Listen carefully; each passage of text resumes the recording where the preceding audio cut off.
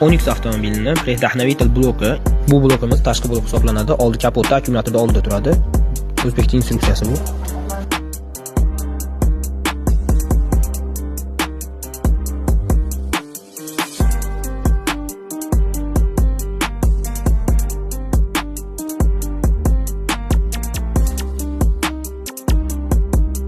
Bu blok 2 paketli hisoblanadi. Rolli tayri chap tarafda maxsus belgilangan joyda pastdan ushlab tortsangiz, ichkarisida joylashgan. Bu o'zbekcha instruksiyasi hisoblanadi.